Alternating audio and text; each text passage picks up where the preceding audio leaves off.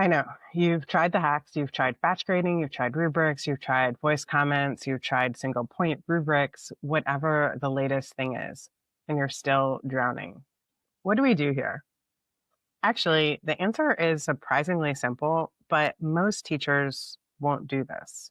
Don't assign more than you can grade. That's it. That's the answer. Don't assign more than you can grade.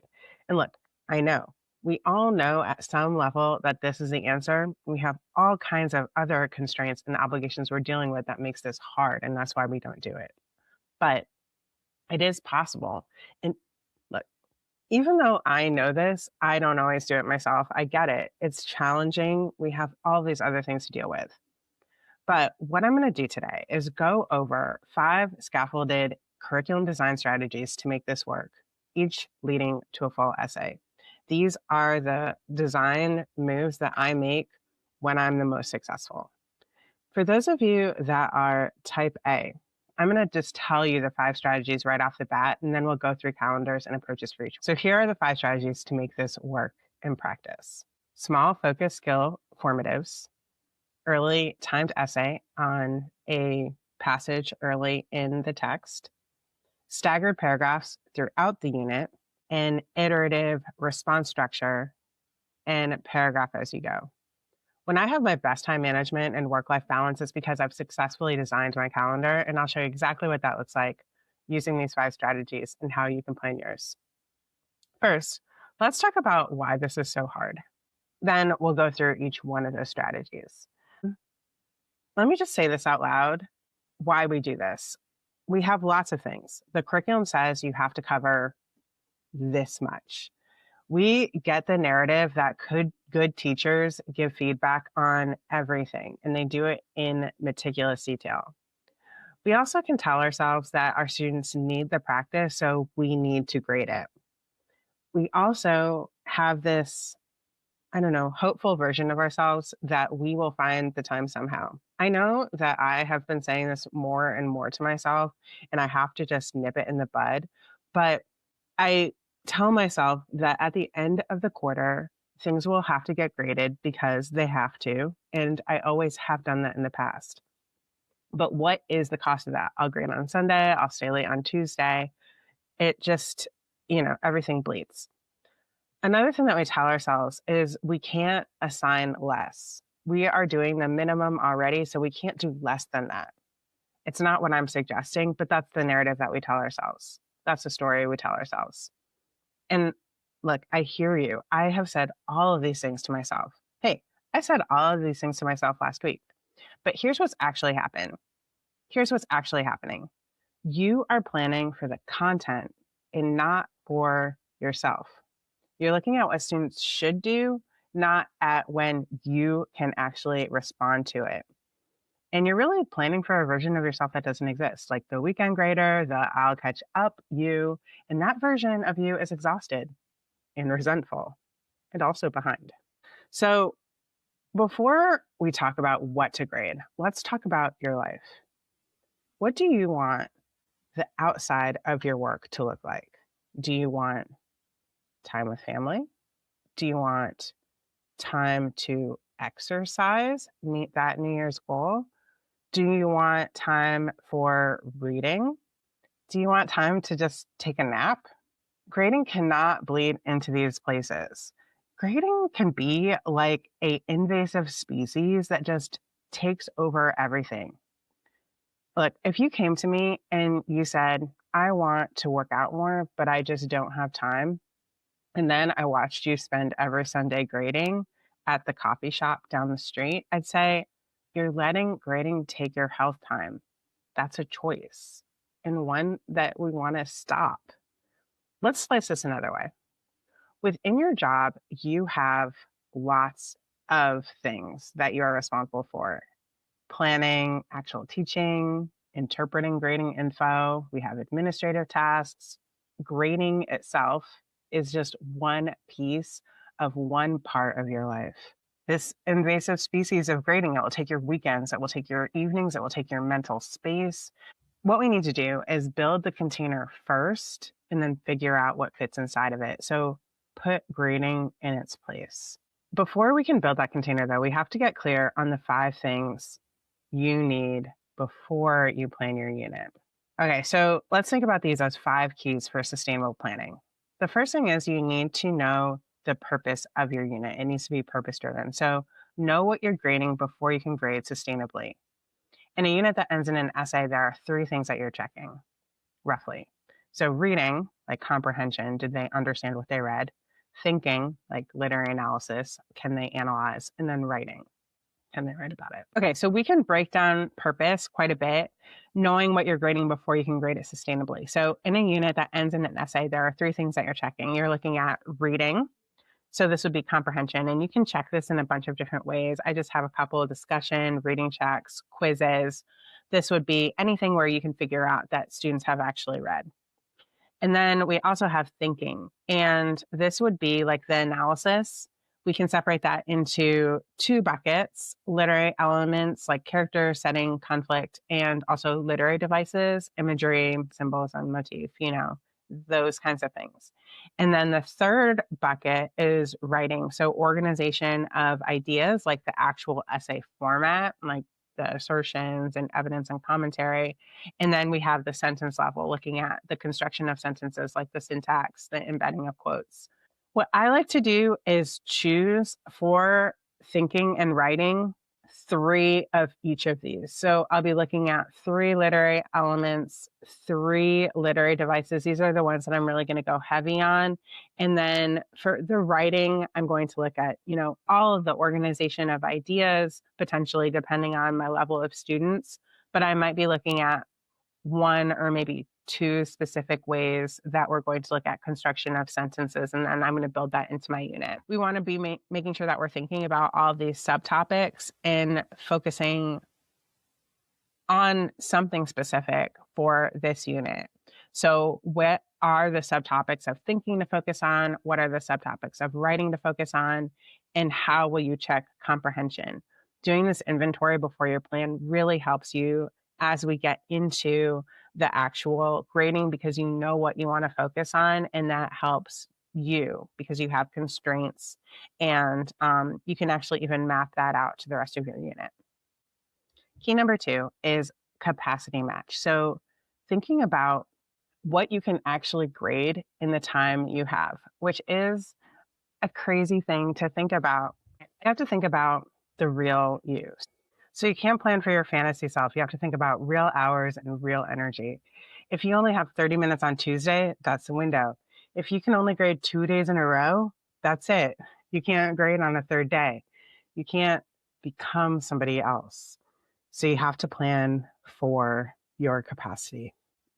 The 3rd key is feedback timing. So this is thinking about how you can get the assignments back before students need to apply it again. It's a hard truth, but if they can't use it, then why give it? The feedback has to land before the next time they need it. That's just it. Key 4 is rhythm. Heavy then light, no double stack. So don't have 2 major grading pushes land at once. So if you have 2 preps, don't have them both have their essays at the same time. Think about how you can have a light week after a heavy week, and also think about how you can really stagger your assignments so that you have summatives not back to back. Your grading load should have peaks and valleys, not just constant peaks, because then you'd be at the top of a really high mountain, and then what happens? You just fall off a cliff. So key 5 is thinking about your calendar and planning around what you actually have. So this could include conferences, testing weeks, holidays, personal stuff. In my case, I'm thinking about coaching and track meets. These are not the weeks for essays. All right, so let me show you what my actual calendar looks like. I'm going to talk about a Gatsby unit because Gatsby is relatively short. We can think about it in 4 weeks, and that's reasonable just for, visual sake. So for each of these, we're doing a literary analysis essay at the end. My constraints are thinking about January. There is a week that has a holiday, and then I have a district track meet where I have to miss 2 days of school. My students will be in class, but I will not. At the district track meet, it is in a different state. It is an hour away. We have to leave pretty early. I do have about 2 hours before the festivities start, but it's not really reasonable to think that I could grade during that time. It's possible, but not likely. So I have to treat that as a bonus and not as a plan. So I have a short week. I have that grading dead zone at the end, and then anything that needs to come back probably should happen at some point before the essay. At some point before the meet, but I do have some flexibility because I am going to have them do their essay at the end of the week. What I'll do is I'll walk through each strategy and I'll show you how I would navigate these constraints and what the rhythm could look like for you as you apply it to your own calendar. All right. So the first strategy is to use small, focused skill formatives. So in this case, what we're going to be doing is looking at the parts of the essay separately. We're looking really at the skill, not at the actual content that they're going to put into their essay. We are using The Great Gatsby, but we're not using it directly applicable to what they're writing. So I wouldn't expect that they would take everything that they've done in these skill sessions and then use that to write their essay necessarily. Maybe, but probably not. So we could work on evidence selection. So we could, at that point, work on choosing and embedding quotes.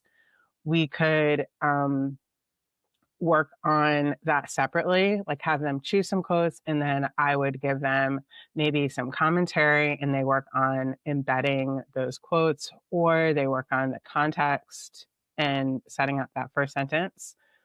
We can separately work on assertion. So in this case, I'd have to give them some evidence and then they could write claims off of that. Maybe they could use the evidence that they came up with the other day. And then separately, we would look at commentary. So maybe using those assertions, using the evidence, they come up with some commentary. But these would be really small and quick to grade, so I could have a quick turnaround. I could have them do multiple examples, but maybe I just look at one or two and give feedback on that. By the essay time, they've gotten feedback on each piece of the writing process. What I need to do is make sure that I work with my calendar. So maybe I'm using one skill per week and I'm planning around my constraints. But this one is pretty straightforward because I'm just doing something every day. So week one, we might practice embedding quotes, maybe pick three quotes from chapter one, and then write them into sentences. And then I grade that by Friday. Then maybe we have writing practice and we practice assertions. This lighter assessment makes sense. Then I grade that before we come back on Thursday. The goal with this one would really be to grade it and get it back by their next class period. So I work on a block schedule. I would give it on Tuesday and try to give it back to them on Thursday. So every day I would have to have some kind of grading that I could, some grading block so that I'm just like kind of chipping away at things constantly. Week three, this is where I have my meet. I might have them practicing commentary on Monday and Tuesday, or Tuesday and Wednesday. I would try to have that graded before I get back so that we can continue working on skills on Monday. But we've practiced all three skills. I might have them do a little bit of practice on this week or have them work on building an argument starting on Monday. So in this case, what I'm really trying to do as the rhythm, it's going to be light, then heavy when I get to the essay. The skill checks, hopefully I'm keeping them really light so that it's not overwhelming. I will have to practice some endurance here because I'll be needing to grade every day. The constraint here would just be thinking about the meet day and what I'm going to do with whatever they come up with on those days that I'm out and they are working. So week 4 in this case, or week 5 and 6 are really the heavy grading week, and everything before this has been light. So depending on how my brain works and how I've done with grading, this could potentially work really well because I've gotten into the practice of grading, and also I've gotten to know my students' writing and skills and where they might be when I see their essays.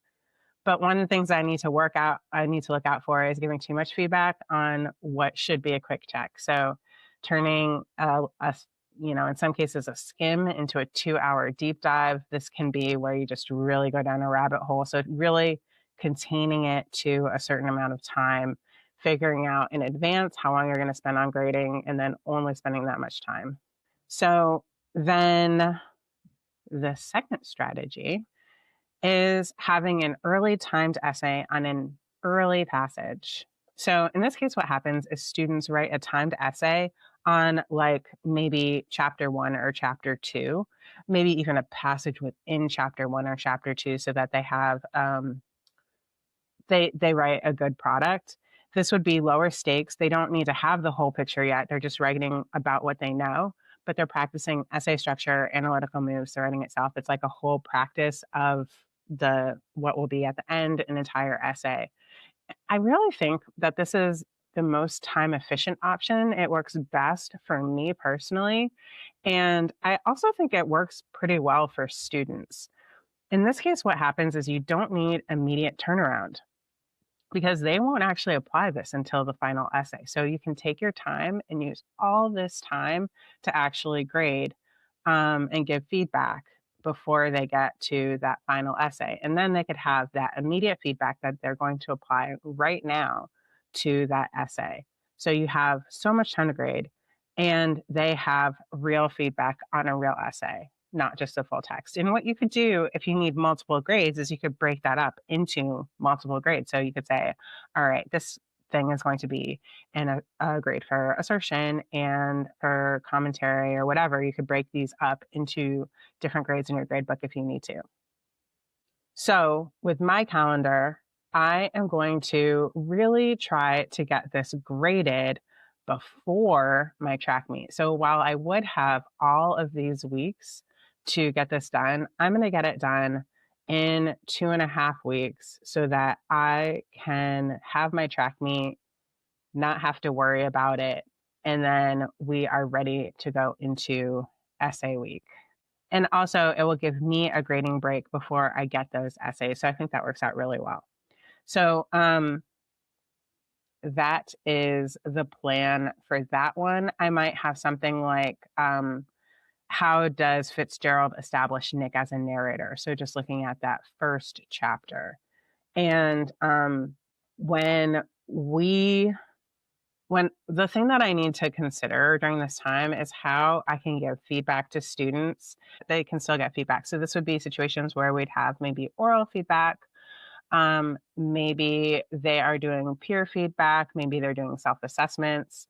But my main grading focus is going to be on this essay that they did at the beginning. I could potentially return them on this day, but it's okay if I have them coming back on Monday and I'm returning the essays. Then I could even wait until Friday when they're doing the writing itself. But if I give it to them the day like earlier in the week, then they can ask questions before they come in to write. So this is heavy for the students in that they have to write an essay at the very beginning, but it's light for me in that first week. And then once we get into it, it's more light for students, but heavy on me as I am trying to get the grading in before my track meet. And then in this week, it's actually this week, but going into the essay, it's light for both of us. And that means that I can rest, they can kind of think and get ready for the essay. After that, it's going to be heavy for me and heavy for them a little bit as they're writing. So this is kind of nice because we are trading energy, me and my students. So while I am in a heavy time, they are in a light time. So that makes it nicer, not really hounding me as I'm trying to get their essays graded. And also, if I'm telling them that this is a practice essay, they aren't really anxious to get that grade back. So this, like I said, I think this is really nice because it's contained. I have a lot of time. I can give feedback on 2 or 3 things, whatever I've decided that I'm going to work on, and it's spread across so many weeks. Very nice. The third strategy is staggered paragraphs throughout the unit. So in this case, what they would do is write 3 paragraphs over the unit, one every week or so. This would not necessarily be the paragraphs for their final essay, though I guess they could be, and I'll talk about that later. But here it's just paragraphs that practice the kind of thinking the essay requires. What has to happen here is that you are confident you can turn it around in about a week. And I would just look at your calendar and really map out the time. Say, okay, I have 30 minutes on Tuesday. I have 30 minutes on Wednesday. I have an hour and a half on Thursday. And then Friday, I probably have an hour. So you add that all up. Do you have enough time to grade that paragraph based on your average paragraph rhythm? So if you are successful with this, by essay time, they've written 3 paragraphs and gotten feedback from you on all of them, which would be fantastic.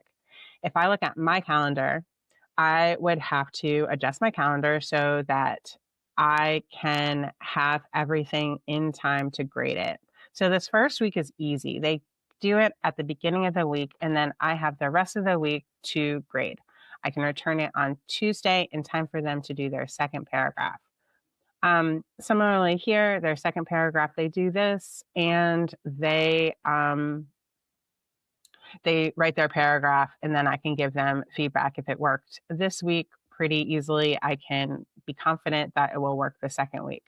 This time gets a little bit hairy. However, if I am having them write their essay on this like later part of the week, that means that I could have a couple of days at the beginning of the week to turn it in or give it back to them by Wednesday. So in this case, I might say paragraph 1, we're going to analyze Nick's opening narration, and then I would grade that into early week 2, return that to have them write their second paragraph, and then I would grade that.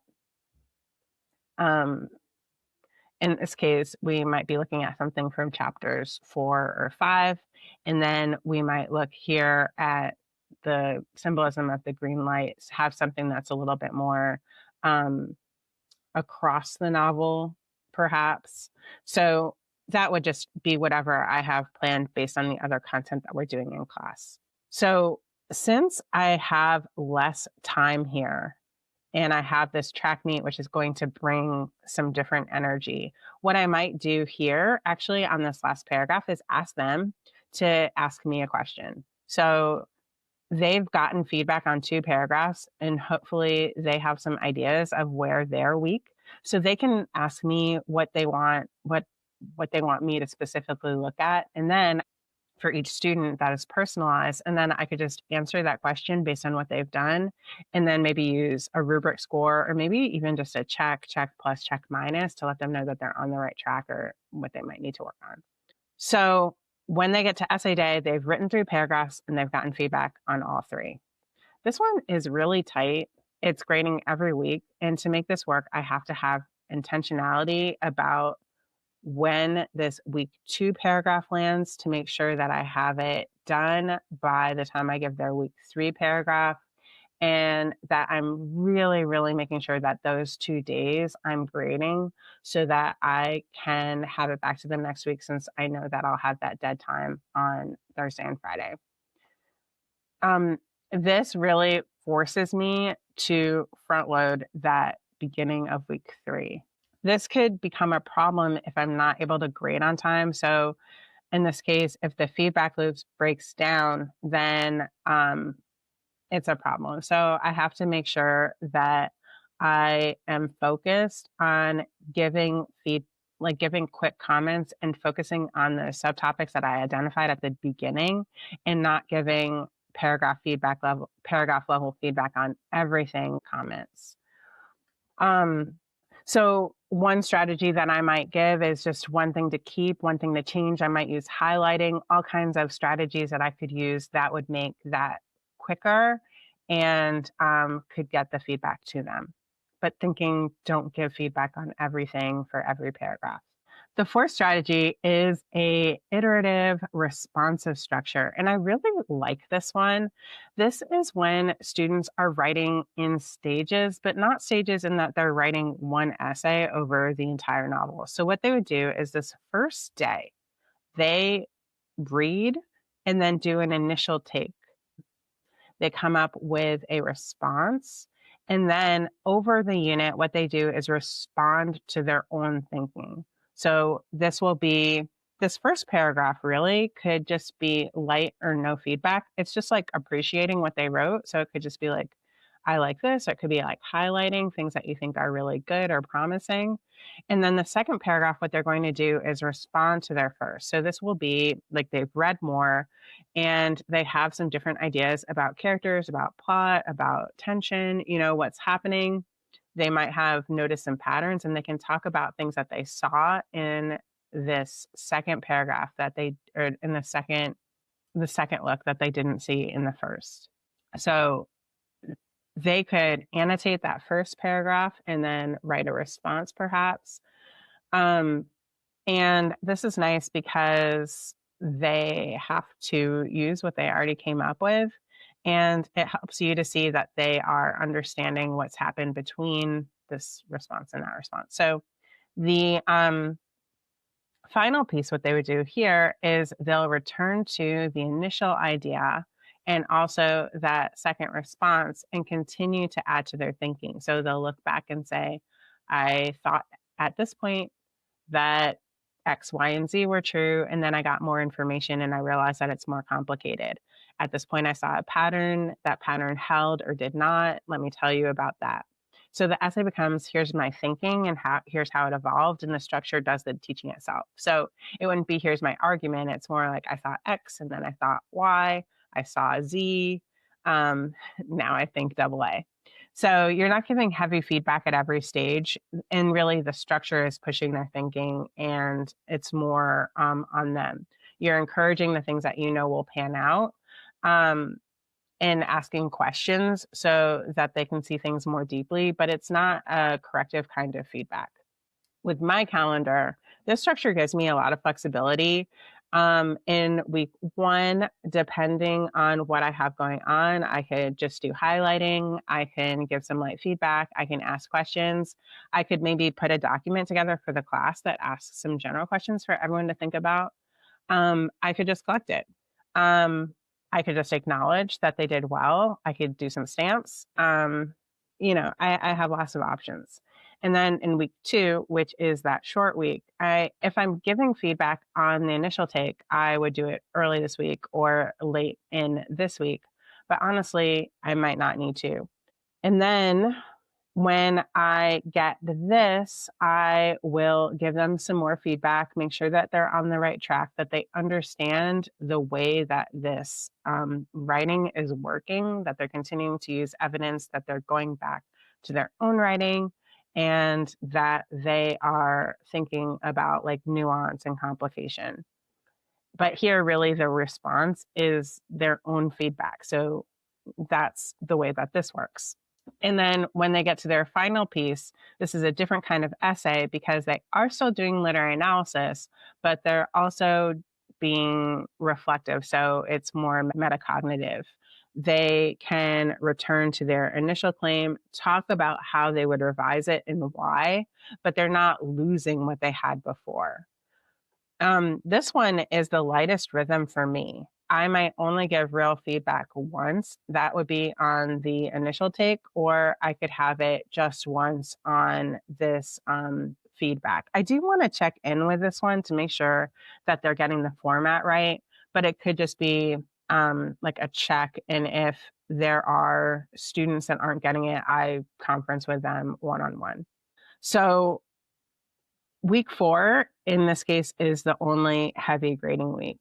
We're giving, what might make this a problem is if I start giving really heavy feedback at the very beginning and continue to do so. So it's really thinking like, this is one where you want to let students think. Like I said, helping them to understand what thinking might be the most promising or productive for them, because you have that like, big picture thinking about their novel. But and also asking them questions to help them dig deeper and see things in the text as you go forward. So it's like you have the forward thinking, so it's helping them to see the right places potentially to get something productive at the end. But this is really needing to trust the structure and have that light touch and let them do the thinking work. Okay, so a 5th strategy, and I'll be honest with you, I don't love this one. It's not my favorite, but I think that it can work. I'm being honest here. Some teachers do use it and it works for them. This is not, like I said, this is not my favorite. So what happens is students write paragraphs as they read, and by the end, they assemble them into an essay. So after chapter 2, they write a paragraph on 1 and 2. After chapter 4, they write another paragraph, and by the end, they've got a bunch of paragraphs that become their essay.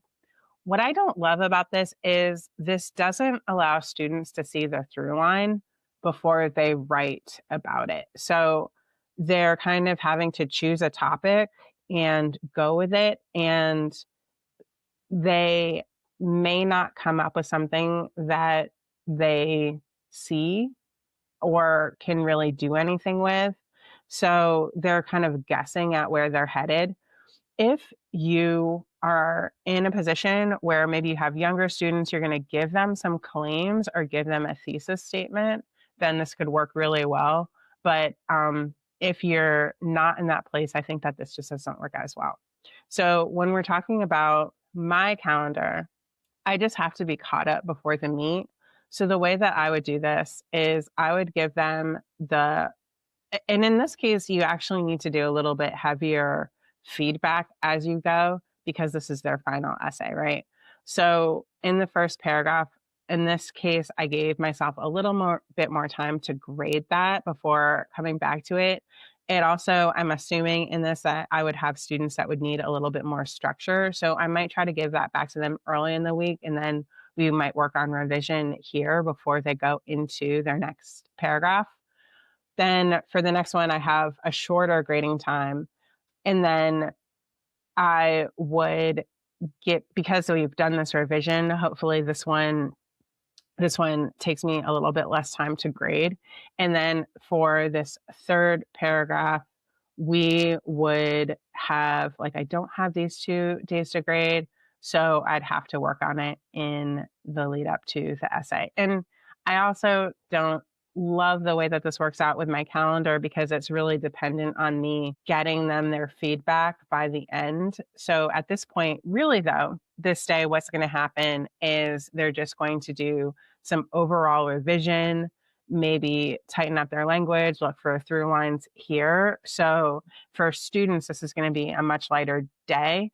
And then after this, the grading is going to be much lighter for me because I've already essentially pre-graded their paragraphs. What is nice about this is that it's really a low hum of grading for me. It's never nothing, but it also isn't crushing. But if I fall behind, it does stack up really fast. And like I said, this week is pretty dangerous. If I'm not caught up before the meet, I am buried. I have those 2 paragraphs. I really have to get that second paragraph done before the meet. And then, of course, after this, it's just going to be assembly and the grading will be pretty light. What I do want to make sure too, though, is that I am being focused on different parts of the essay or those different subtopics. And then on that last day, what it really does become is I've given you feedback on all the facets that we've been working on during this unit. And now you can put it all together and revise the other paragraphs. Even if I didn't give you feedback on assertions on everyone, you can assume that that day that I did give you assertion feedback, that applies to your other paragraphs as well. Because you are getting a lot of volume, this would also need to be like a little like mind management and not letting the volume overwhelm you and thinking maybe underestimating the task and thinking it's just paragraphs. But really remembering we're just looking at those subtopics, really pick your moments and think about what you want to say. So this isn't about grading less or lowering standards. It's really about making your feedback actually matter. Your feedback only matters if you can give it when students use it. If you can look at something before they need it again, if you can't look at something before they need it again, why are you assigning it? You are wasting your time and it just is not a good feeling. So remember that the pile isn't a grading problem, it's a planning problem, and it starts when you map out your unit. So don't let grading be that invasive species. Build the container first, protect your life outside of work, protect the other parts of your job, and then figure out what fits inside. So don't assign more than you can grade. Figure out your windows, plan accordingly, and match your capacity. I know most of you won't do this. I don't always do it either. We've trained to plan for content, not for ourselves. I get it. If you're tired of drowning, this is it. It's not a hack or a trick. It's just plan your grading around your capacity.